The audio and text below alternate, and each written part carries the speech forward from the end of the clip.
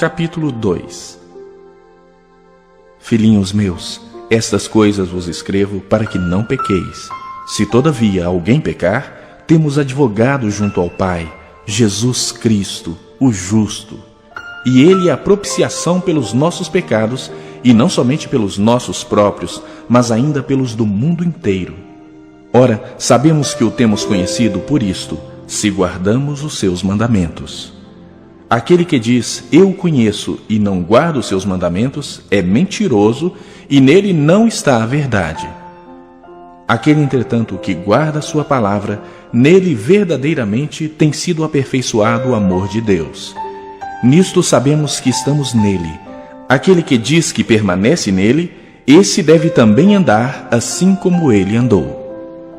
Amados, não vos escrevo um mandamento novo, senão um mandamento antigo, o qual desde o princípio tivestes. Esse mandamento antigo é a palavra que ouvistes. Todavia vos escrevo novo mandamento, aquilo que é verdadeiro nele e em vós, porque as trevas se vão dissipando e a verdadeira luz já brilha. Aquele que diz estar na luz e odeia seu irmão, até agora está nas trevas. Aquele que ama seu irmão permanece na luz e nele não há nenhum tropeço.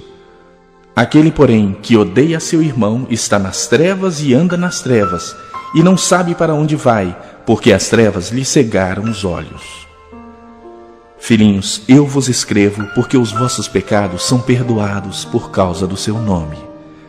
Pais, eu vos escrevo porque conheceis aquele que existe desde o princípio. Jovens, eu vos escrevo porque tendes vencido o maligno. Filhinhos, eu vos escrevi porque conheceis o Pai. Pais, eu vos escrevi porque conheceis aquele que existe desde o princípio. Jovens, eu vos escrevi porque sois fortes, e a palavra de Deus permanece em vós, e tendes vencido o maligno. Não ameis o mundo, nem as coisas que há no mundo. Se alguém amar o mundo, o amor do Pai não está nele, porque tudo o que há no mundo, a concupiscência da carne, a concupiscência dos olhos e a soberba da vida, não procede do Pai, mas procede do mundo. Ora, o mundo passa bem como a sua concupiscência. Aquele, porém, que faz a vontade de Deus, permanece eternamente. Filhinhos, já é a última hora. E como ouvistes que vem o anticristo, também agora muitos anticristos têm surgido. Pelo que conhecemos que é a última hora. Eles saíram de nosso meio, entretanto não eram dos nossos. Porque se tivessem sido dos nossos, teriam permanecido conosco. Todavia, eles se foram para que ficasse manifesto que nenhum deles é dos nossos. E vós possuís unção que vem do Santo, e todos tendes conhecimento. Não vos escrevi porque não saibais a verdade, antes porque a sabeis e porque mentira alguma jamais procede da verdade. Quem é o mentiroso, senão aquele que nega que Jesus é o Cristo? Este é o anticristo, o que nega o Pai e o Filho. Todo aquele que nega o Filho, esse não tem o Pai. Aquele que confessa o Filho, tem igualmente o Pai. Permaneça em vós o que ouvistes desde o princípio. Se em vós permanecer o que desde o princípio ouvistes, também permanecereis vós no Filho e no Pai. E esta é a promessa que Ele mesmo nos fez, a vida eterna. Isto que vos acabo de escrever é acerca dos que vos procuram enganar. Quanto a vós outros, a unção que dele recebestes permanece em vós, e não tendes necessidade de que alguém vos ensine. Mas, como a sua unção vos ensina a respeito de todas as coisas, e é verdadeira e não é falsa, permanecei nele, como também ela vos ensinou. Filhinhos, agora, pois, permanecei nele, para que, quando ele se manifestar, tenhamos confiança e dele não nos afastemos envergonhados na sua vinda. Se sabeis que ele é justo, reconhecei também que todo aquele que pratica a justiça é nascido dele.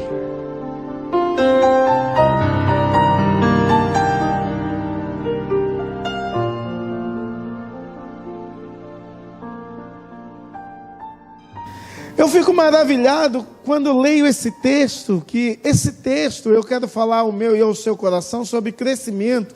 E esse texto, ele fala de uma forma bem clara sobre 3 classes de pessoas que representam todo o povo de Deus, que são os filhinhos, os pais e os jovens. 3 classes de pessoas que entendem que a vida cristã é um crescimento. Eu não posso estar aqui há 10 anos do mesmo jeito que eu entrei aqui. Não posso. Eu não posso estar aqui 10 anos sentado em um banco. É claro que tem muita gente servindo, ensinando a criança aí, vocês não estão vendo isso, mas há muitas pessoas servindo nesse momento, diácono trabalhando, mas eu não posso chegar a 10 anos de cristão e sem fazer nada. Eu não posso, eu tenho de ter um senso. Eu tenho de mudar o meu pensamento, eu tenho de entender que Deus me chamou para servir, para crescer, mas o crescimento não é só adquirir conhecimento, é transformar o conhecimento em vida, em prática e em ensinamento a outros, e isso é discipulado. Então não há possibilidade de uma igreja crescer de forma saudável, que todas as igrejas têm os filhinhos, tem os pais e tem os jovens. Se não há essa prática de discipuladores, se você não se dispõe a servir e a servir a Deus, ajudando o outro a crescer, a aprender mais. E nós perdemos esse senso. E queremos, dia após dia, viver uma vida de membros de igreja, que só recebe, e não faz nada com o conhecimento. Não faz nada com o que sabe. Há uma dificuldade muito grande em escolher liderança, porque as pessoas não desenvolvem os seus dons, e nós não conhecemos quem tem os dons, porque não há um desenvolvimento daquilo que Deus confiou a você, daquilo que Deus reservou para a sua vida.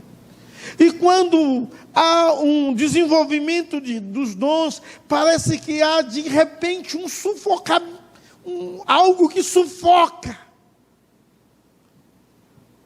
E a pessoa para de servir, para de trabalhar, para de adorar.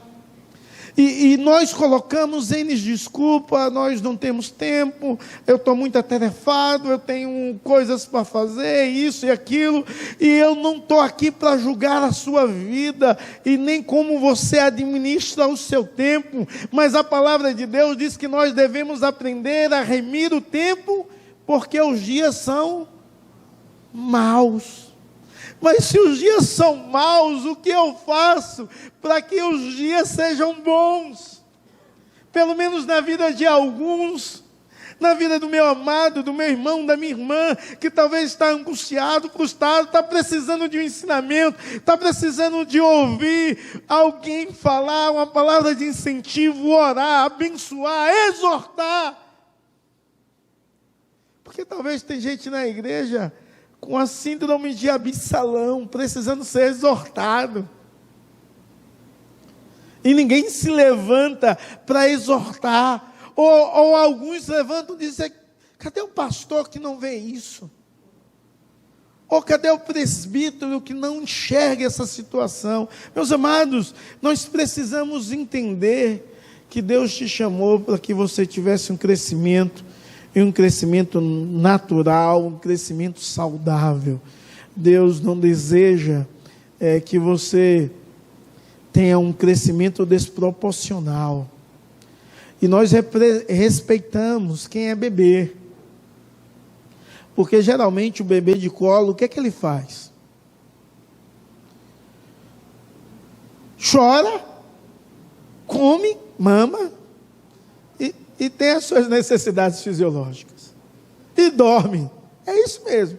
De vez em quando come, o pai e a mãe botam para arrotar, dá um arroto também, né? Só isso. Então nós respeitamos os bebês espirituais. E entendemos que a função dos bebês é serem nutridos.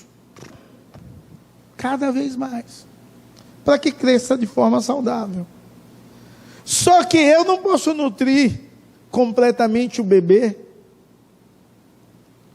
porque eu tenho alguns dons, você tem outros dons, você tem outros dons, você tem outros dons, você tem outros dons, e esse bebê espiritual deve experimentar da multiforme graça de Deus na vida da igreja.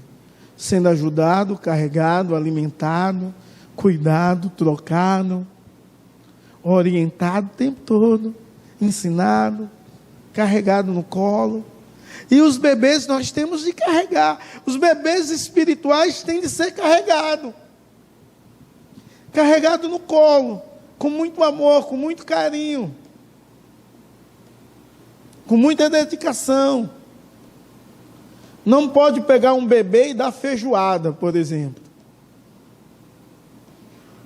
que vai matar. Mas pode dar um gogozinho, uma papinha, um negocinho. Lá no Nordeste diz um mingauzinho, levinho, fininho. Dá para dar. Gogó é linguagem de lá. Gogó. Aí lembra do Paulinho Gogó, né? Bom, já foi outra coisa, Edmilson. Bom, mas os jovens e os bebês espirituais não dependem de idade.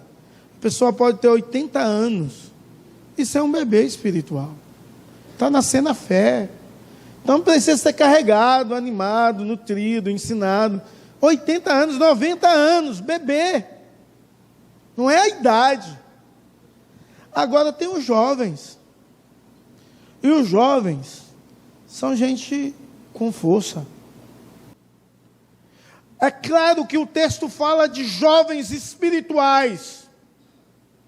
Mas você pode fazer uma analogia a isso. Os jovens espirituais.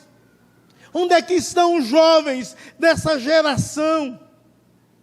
Jovens que são pregadores, evangelistas, missionários, diáconos, presbíteros, pastores jovens. O reverendo Hernandes Dias Lopes entrou no seminário com 21 anos de idade. Algumas vezes, entre os jovens, não há mais compromisso, porque não há seriedade de vida cristã. E nos nossos dias, os maduros ou os pais, que o texto aqui declara os pais, são as pessoas que experimentaram da graça há muitos anos. E vivem em intimidade com Deus durante muitos anos. Conhecem a respeito de Deus, da verdade de Deus, dos princípios de Deus. Têm experiência com Deus, mas falta vigor para fazer. A Europa, você vai em uma igreja, eu nunca fui na Europa, mas eu vejo as histórias, todo mundo é cabelo branco. Aqui, alguns são. Mas sabe por quê? Porque não tem jovens com compromisso com Deus, não tem jovens que queiram vigor, não tem jovens que têm a mão e o braço e a perna como braço e mão de Deus para abençoar, para servir. Então, o texto que o apóstolo João nos ensina é um texto magnífico que fala sobre crescimento da igreja, aonde tem esses três tipos. E de forma proposital, ele coloca filhinhos, depois ele vem com os pais e depois com os jovens. E parece que é invertido isso, porque a ordem normal seria filhinhos, jovens e pais. Mas não. Ele termina, em vez de terminar com os pais, ele termina com os jovens. E ele dá ênfase à juventude.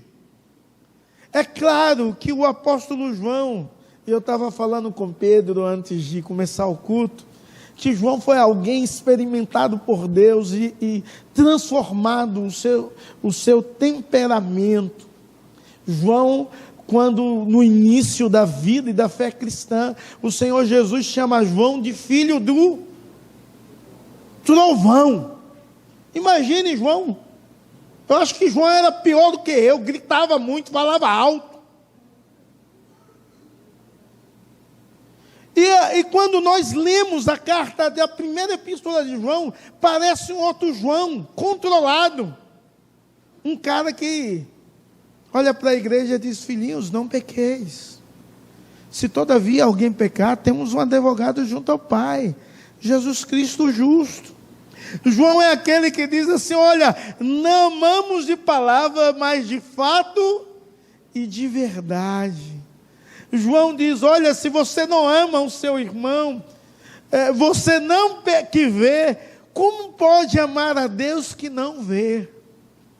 Então, a primeira epístola de João fala muito sobre o amor de Deus, o amor de um para com o outro, o amor interpessoal, o amor de irmandade.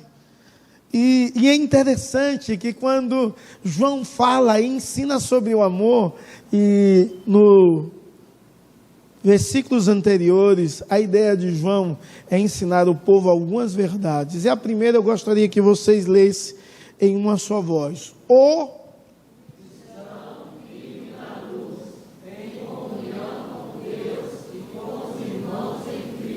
Então, relacionado à igreja que vive em amor, ele diz assim: o cristão que vive na luz, ele tem comunhão com Deus, mas tem comunhão com seu irmão. Olha uma outra verdade que ele cita: não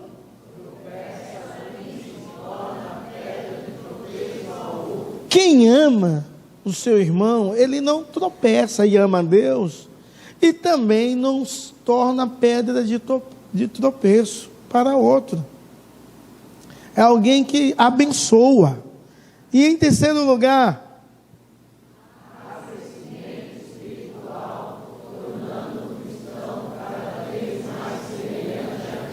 quem ama, ele cresce e se torna cada vez mais semelhante a Cristo. E agora ele vai falar sobre o crescimento.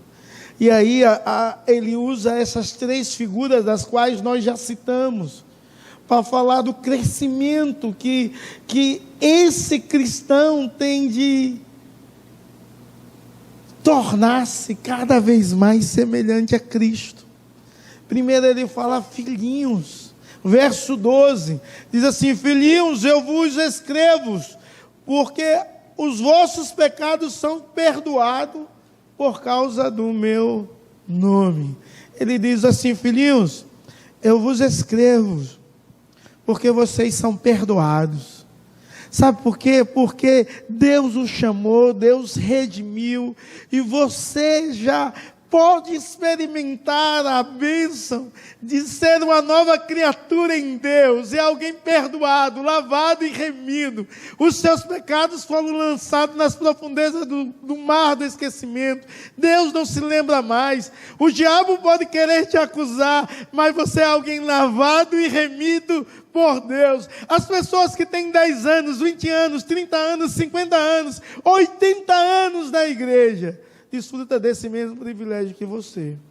Eles foram lavados, redimidos por Deus, e você também. Filhinhos, eu vos escrevo porque vocês têm de entender que vocês, apesar da imaturidade, apesar de ser carregado, apesar de ser cuidado, apesar de não servir ainda por conta da sua idade e a sua falta de experiência, apesar de você não estar servindo o reino de Deus e estar sendo alimentado, nutrido, eu quero te dizer que os seus pecados foram perdoados. Você está limpo, está lavado. E a ideia do verbo aqui, perdoar, é uma ideia contínua, quase em todos os verbos no original, da ideia de continuidade.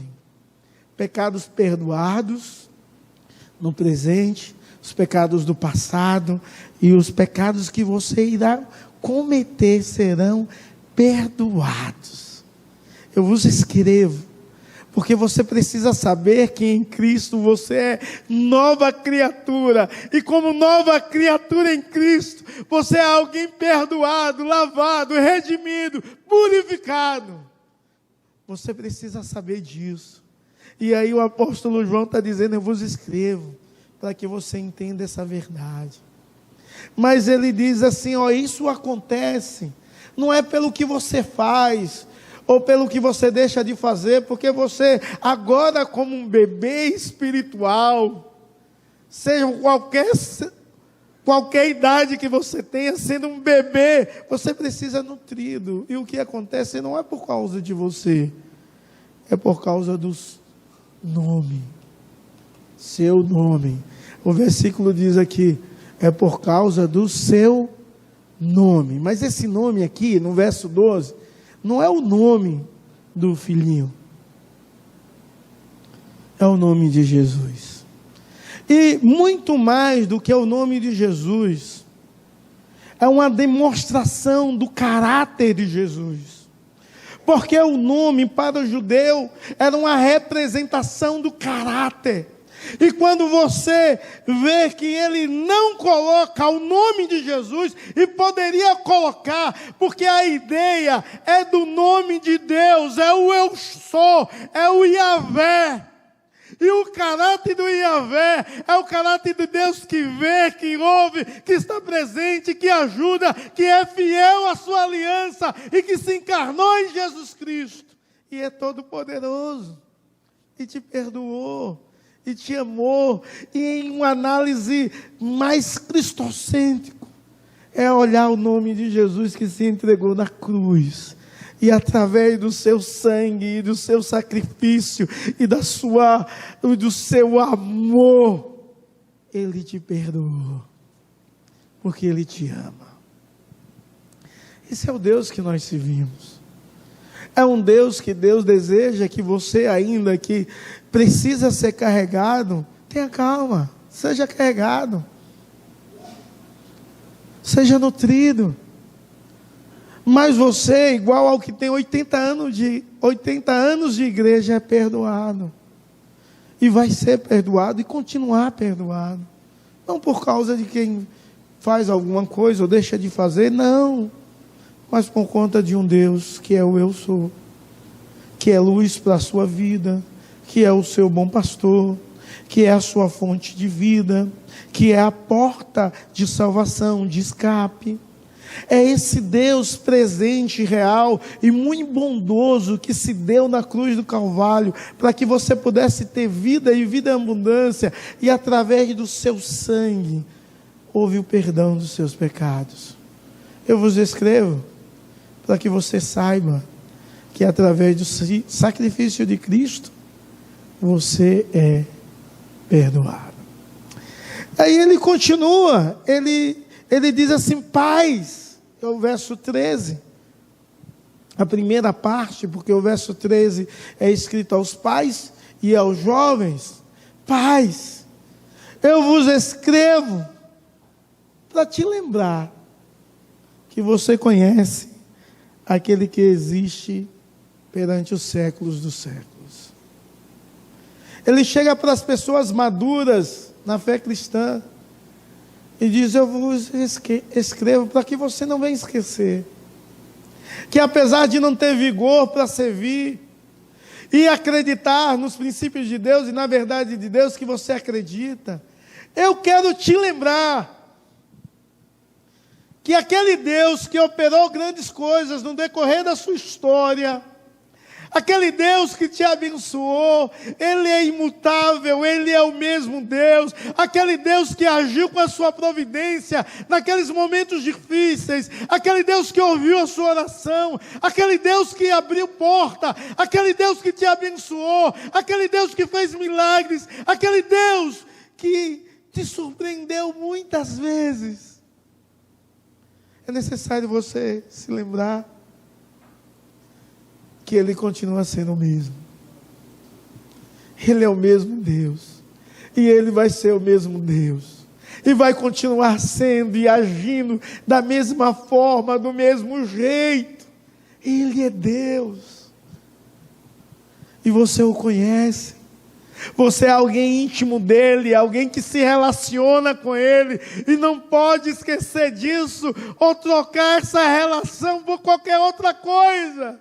Lembre-se que aquele que vive pelos séculos dos séculos está contigo, firmou aliança com você, Ele anda com você. O Deus que fez grandes coisas no passado É o Deus que faz grandes coisas no presente. E é um Deus que fará grandes coisas no futuro. Então, há uma lembrança para que os pais que são maduros, ou as pessoas crentes maduras, que têm filhos espirituais, e aí pode ser criança, porque uma criança no reino de Deus, ela pode ser pai espiritualmente. Sabe quando? Quando uma criança evangeliza. Uma criança pode ser pai e mãe dos seus próprios pais. É essas pessoas, ou um jovem, ou um adolescente, ou até mesmo um ancião, que o autor do livro, o apóstolo João está escrevendo, dizendo: eu sou o mesmo, eu continuo sendo o mesmo, e você o mesmo para todo sempre. E aí é interessante que agora ele fala aos jovens, no verso 13 ainda, e ele diz: jovens, eu vos escrevo, porque tende vencido o maligno. E é interessante, porque a ideia que ele está aqui, é os jovens como vitoriosos sobre o maligno, vitoriosos sobre o diabo, vitoriosos sobre as tentações, vitoriosos sobre as provações. Ele diz: eu vos escrevo, jovens, porque vocês venceram o maligno, as artimanhas dele, as estratégias dele, vocês venceram. Isso é magnífico, irmãos, quando nós nos deparamos com essa verdade, que é a verdade de Deus, para a minha vida e para a sua vida. É claro que os Salmos dizem: de que maneira poderá o jovem guardar puro o seu caminho? De que maneira? Observando a palavra de Deus. Então, é claro que João tinha um conhecimento bíblico e teológico das verdades de Deus registradas no Antigo Testamento. Mas ele fala algo que Deus deseja, e isso é a natureza de um crescimento de uma igreja, a natureza dos jovens em Cristo, não de idade. É vencer os malignos, inclusive de idade. É vencer o diabo, é vencer as tentações, as ciladas, os laços, as estratégias do diabo.